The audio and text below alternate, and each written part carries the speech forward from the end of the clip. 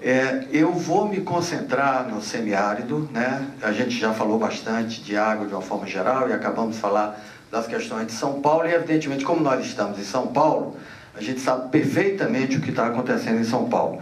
Então, a gente vai fazer algumas reflexões onde, no primeiro momento, nós vamos falar do semiárido. Acredito que muitos sabem perfeitamente o que é o semiárido, mas a gente vai delimitar o semiárido, falar um pouquinho do semiárido, um sistema de informações de água subterrânea que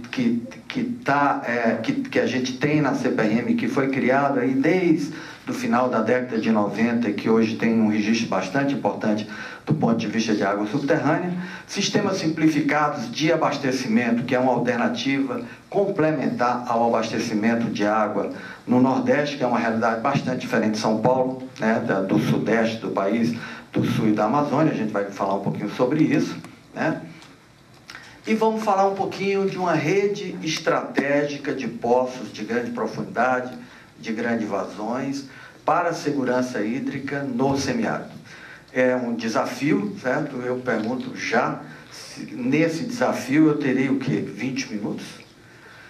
Ok, 20 minutos. Os últimos estão premidos pelo tempo. Eu marquei o tempo de todo mundo. O doutor João Jerônimo foi bastante prejudicado na exposição dele. Muito bem, gente. Eu acho que filosofia e poesia não estão separados de qualquer coisa que diga respeito à água. Então eu começo um pouquinho com João Cabral de Melo Neto e vou me permitir ler em voz alta para vocês, porque todos vocês já leram, né? É a morte que se morre de velhice antes dos 30, de fome, um pouco a cada dia. Somos muito severinos, né? Eu realmente passei no meu computador, mas não passei para vocês, né? Desculpe, é porque eu tenho o hábito de ir fazendo a apresentação e passando aqui, certo? Onde eu tenho que apontar esse negócio aqui? O semiárido brasileiro. Eu poderia largar também e fazer a apresentação só aqui, porque aí vocês não ficariam lendo. Somos muito severinos, iguais em tudo e na sina. Há de abrandar essas pedras suando-se muito em cima, há de tentar despertar terra sempre mais extinta, há de querer arrancar algum roçado da cinza. E morre gente que nem vivia. Muito bem, esse é o nosso semiárido. Nós temos praticamente 1 milhão de pessoas vivendo no semiárido. E notem que o semiárido não corresponde à região Nordeste, certo? Ele é um pouco menor do que a região Nordeste. Nós temos mais ou menos 36 milhões de pessoas morando no semiárido. Esse número está muito na cabeça de todos nós por causa da eleição, certo? Mas temos 10 milhões de pessoas morando num semiárido que a gente chama de disperso, longe dos centros urbanos. Mas o que a gente tem aí no mapa é que nesse semiárido, certo, em muitos lugares chove menos do que 400 milímetros. Mas o mais importante é que chove para cima, porque a evaporação por ano é acima de 2.000 milímetros, né? E a gente considera que a gente tem uma grande seca quando esse semiárido, quando a gente tem uma série de números sobre a seca, mas eu vou fazer algumas reflexões com vocês, né, em cima desses números. E a primeira reflexão que eu faço, eu achei interessante, peguei algumas aqui, é que a primeira citação sobre seca antecede a colonização portuguesa. Não havia muitos dados. É relatada pelo jesuíta Fernão Cardim. E ele dizia, houve uma grande seca e esterilidade na província. Ele falava naquela época mais ou menos onde está situado Pernambuco. E desceram do sertão, socorrendo-se aos brancos, cerca de 4 ou 5 mil índios. E outra citação que merece destaque é que os primeiros colonizadores testemunharam uma luta tremenda dentro das selvas dos Tabajaras, dos Cariris, indígenas sertanejos, estes últimos acossados pelos efeitos das secas, famintos e errantes, em contínuos entrechoque de raças do Jaguaribe, do Apodi e do Açu ao norte, às ribeiras do São Francisco e de sul a leste, né? E a outra reflexão importante, a gente não tinha muitos dados sobre essa questão das secas, porque a ocupação era muito no litoral, né? E aí, quando você veio o ciclo da cana, você começou a ter mais dados, porque houve um decreto da coroa naquela época proibindo de criar gados gado na região costeira, porque queriam plantar cana e ganhar dinheiro com açúcar. Então aí houve, naquele momento, uma interiorização maior. E em 1900 bom, aí a gente no século XX, aí vocês têm alguns dados de secas, mas eu digo, esses dados são falhos, porque não havia ainda muitos registros, mas no século XX nós tivemos a grande seca de 1915, que foi muito bem registrada no livro de Raquel de Queiroz, o 15. Depois tivemos uma grande seca em 32, 42, 58, 70, 79, 93 e 98, né? Uma curiosidade, gente, é que na seca de 1932 criou-se... tem uma ponteirinha aqui? Acho que sim. Mas aqui foram criados, por favor, ainda não tinha havido a Segunda Guerra Mundial, foram criados campos de concentração no Ceará para evitar que as pessoas saíssem do interior para a capital. E esses campos de concentração, por exemplo, em Icó, havia mais de 100 mil pessoas nesse campo de concentração. Em Quixeramobim, que é uma outra cidadezinha lá do interior do Ceará, 4 mil pessoas, certo? Enfim, você havia campos de concentração, o total ultrapassava 20 mil pessoas, para evitar que essas pessoas chegassem na capital, que era Fortaleza. E os campos de concentração, na época, ainda não tinha havido a Segunda Guerra Mundial, portanto, não era aquela coisa de exterminar pessoas. Mas muita gente morreu nesses campos de concentração por falta de alimento e de água, né? E isso é simplesmente para a gente subir um pouquinho o nosso nível de consciência sobre o que a gente vai ver. Eu não vou vos mostrar isso aqui, porque é bastante técnico. Essa figura que a gente está vendo aí está bastante distorcida em relação às cores originais, mas aqui a gente saiu do semiárido para mostrar o Nordeste.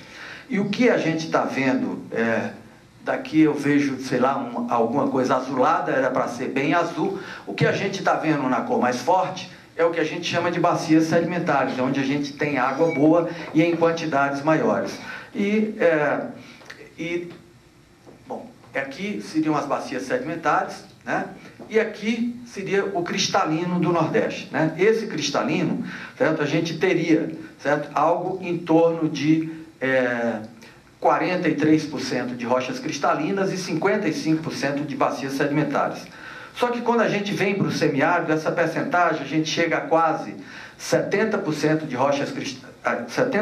de rochas cristalinas, quando a gente vai para o semiárido, e ficamos aí com aproximadamente 30% de rochas, 70% de rochas cristalinas e apenas 30% de bacias sedimentares. E aí essas bacias sedimentares passam a ter uma importância muito grande, porque é aqui que a gente encontra água subterrânea em quantidade e em qualidade adequada para consumo humano. E aí você tem bacias estratégicas, como a bacia do Parnaíba, o que está no semiárido, Tucano-Jatobá, Potiguar, Aripe, Rio do Peixe, as bacias interiores de Cedro, Mandaí, Belmonte, Fátima, Betânia e Carnalbeira da Paraíba.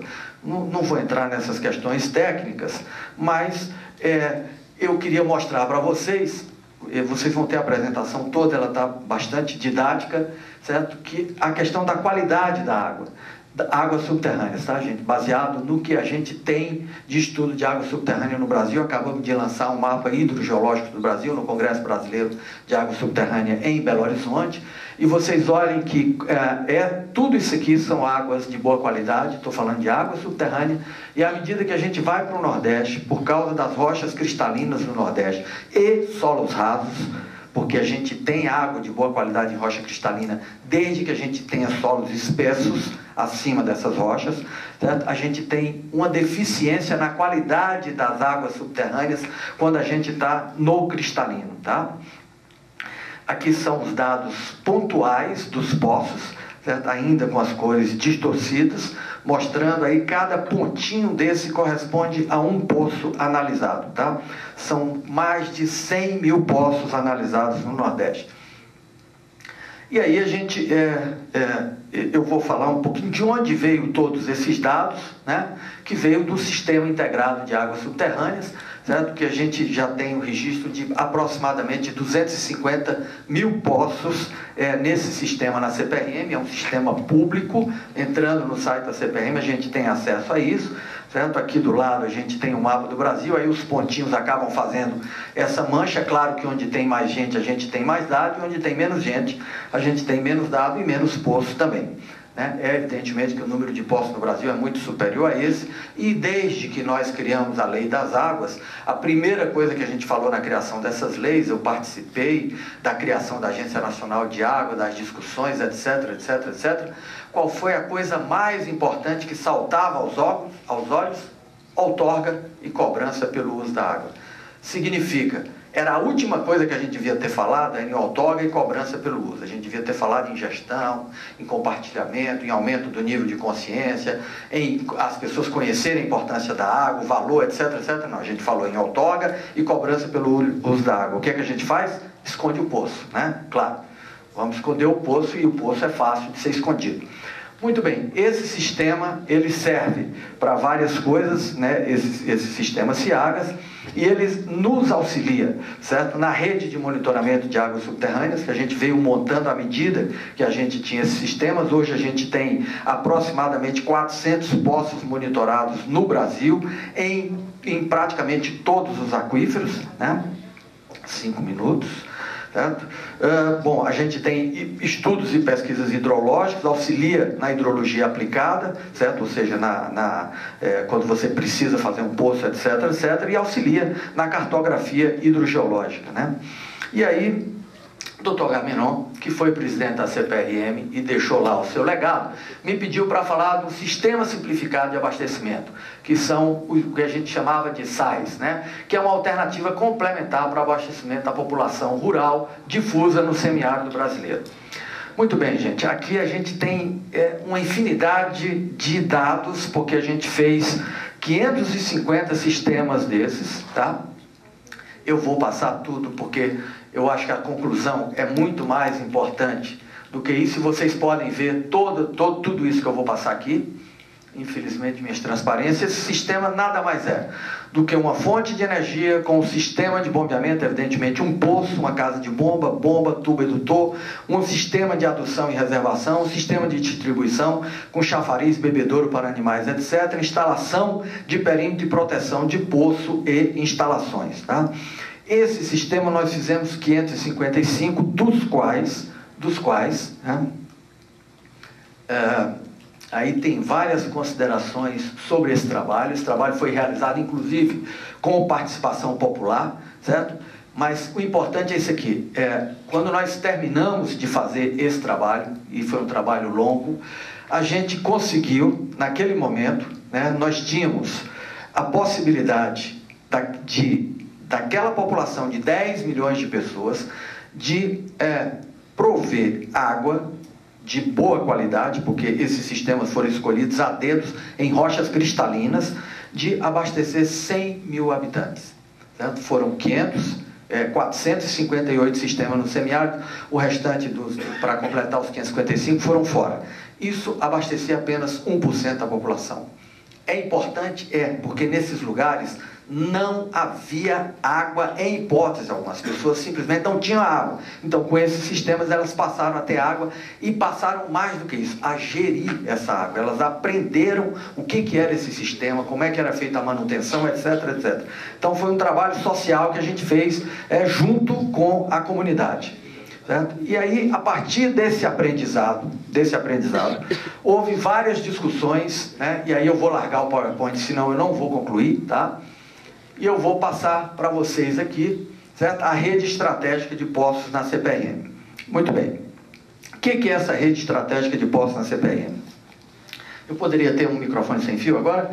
Se for possível, eu vou sair daqui de trás e me desligar dos slides para poder concluir. Muito bem. Num determinado momento, nós estamos vivendo o 3º ano consecutivo de seca no Nordeste. Nós estamos há um ano com seca no Sudeste. Nordeste, nós começamos a seca de 2012, Os reservatórios no Nordeste, que são muitos, a infraestrutura do Nordeste melhorou significativamente. Existe um projeto São Francisco em execução, que por diversos problemas não está pronto ainda, mas vai dar mais consistência ainda a essa infraestrutura hídrica. Os reservatórios estavam em 62%. 2013, nós começamos com os reservatórios em 45%. E 2014, com os reservatórios em 32%. E baixando rapidamente. 32% foi quando nós começamos a seca. Abril, maio, 32%. Acredito que devemos estar em 25%, 24% dos reservatórios. Várias reuniões na Presidência da República desde 2012, na primeira seca, e num determinado momento o Serviço Geológico do Brasil, certo? Foi chamado para de que forma nós podemos auxiliar com a água subterrânea. Vocês viram que água subterrânea no Nordeste, em rochas cristalinas, não resolve o problema, ele ameniza, ele é complementar e deve ser usado, mas não resolve. Então, qual foi a estratégia? Vamos fazer poços de grande profundidade para captar grande vazão nas bordas das bacias sedimentares, né? E essas bacias sedimentares não estão em todos os lugares. Então a gente selecionou municípios que estavam próximos às bacias sedimentares, que estavam sendo abastecidos por carro-pipa. E aí recebemos a missão de fazer inicialmente 20 poços. Nós fizemos 24 poços. A missão era: os poços devem ter preferencialmente mais de 100 mil litros de água boa por hora, né? 100 mil litros por hora, certo? Muito bem, conseguimos 24 poços, tivemos insucesso em 3 poços. Eu não posso me deter na questão técnica desse insucesso. Um dos 2 insucessos foram na Paraíba, que não havia, certo, indicação técnica para construir o poço, mas a situação era tão ruim na Paraíba, certo, que a própria Presidente da República disse: tentem, vamos tentar. Vocês acham que tem chance? A chance é pequena, vamos tentar. Fomos lá e fizemos o primeiro poço com 957 metros e não conseguimos água. A água estava curiosamente salgada e em pouquíssima qualidade, muito profunda, e fizemos uma outra tentativa, mas conseguimos 20 poços com água de excelente qualidade. E os resultados, isso aqui está tudo detalhado para vocês, tá? Todos os passos, né? Como é que nós locamos os poços, etc. Aqui está o mapinha, tá? O mapinha com... preciso voltar. Aqui está o mapinha com a localização dos poços e aonde os poços foram construídos. Vejam que está todo em borda de bacia, né? Bom, aqui é só uma imagem, certo? E aqui, certo, os locais e os municípios aonde a gente construiu esses poços. E vejam, certo? A gente sempre mirava aonde é que tem carro-pipa. Então, num raio de 50 quilômetros, e os carros-pipas já não tinham mais onde pegar água para levar para as pessoas, porque os reservatórios estavam cada vez mais baixos, os pequenos secam todos, né? E aí a água fica cada vez pior e adoece as pessoas. Num raio de 50 quilômetros, nós conseguimos abastecer 246 municípios e 1.600.000 pessoas com aquela água. Num raio de 100 quilômetros, os carros-pipas já rodavam mais de 100 quilômetros. Nós conseguimos abastecer 1.679 municípios, certo? Chegando a mais de 3 milhões de pessoas. Muito bem. A água dá para isso tudo? Não. A água não dá para isso tudo. Aqui a gente tem onde os poços estão locados. E nessa cozinha que é azul, na verdade aqui não está azul, é onde tem carro-pipa, tá? Eu vou concluir, tá? Certo? Aqui isso é apenas uma imagem para mostrar. E aí, minha gente, a gente tem um aumento da oferta hídrica com esses poços de 38 milhões de litros de água diários. Nós, com a possibilidade de atendimento de 770 mil habitantes, a uma taxa de 50 litros por dia. É isso que se tem direito no semiárido, e isso já é demais, porque tem dia que você não tem direito a nenhum litro. E quando você tem direito é de água que adoece as pessoas, água que faz mal a pessoa, que a água é o maior veículo de transmissão de doenças que existe. Então, nós conseguimos 750, e esses poços podem funcionar 24 horas por dia em períodos de emergência. Eu recomendava 18 horas, e podem abastecer 1 milhão de pessoas. O valor do programa foi 44 milhões e 200, que isso dá uma taxa de 44 a 57 reais por pessoa. Esses poços foram feitos com o melhor revestimento, o melhor filtro, o melhor pré-filtro, foram feitos para durar 50 anos. E, portanto, a gente está chamando rede estratégica de poços para a segurança hídrica do semiárido brasileiro, e essa rede pode ser aumentada. Para vocês terem ideia, a gente vem, a partir de 2012, esse é o número que a gente utiliza para pagamento de carro-pipa. 72 milhões por mês para pagar carros-pipa, para levar água para as pessoas. E a água não é de boa qualidade, porque não existe. Certo? Então, esses poços servem para fornecer água de boa qualidade.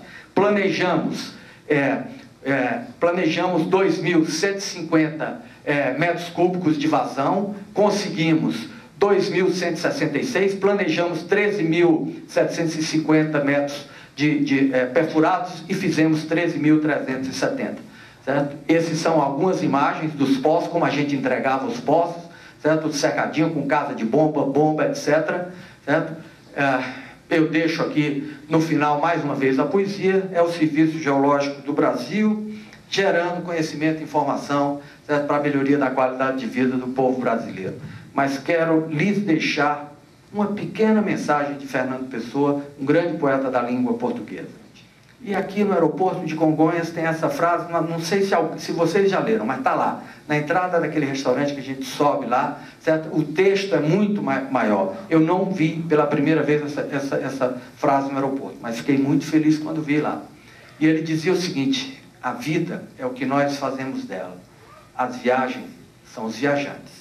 O que nós vemos não é o que nós vemos, senão o que somos. E ele completa numa poesia onde ele fala de uma tarde muito bonita, que chegado aqui onde agora estou, confesso que sou diverso no que informe estou. No meu próprio caminho eu me atravesso, e eu não conheço quem fui no que hoje sou. Eu diria que a vida é muito boba, sem um pouco de filosofia e um pouco de poesia. Certo? Muito obrigado pela atenção de vocês.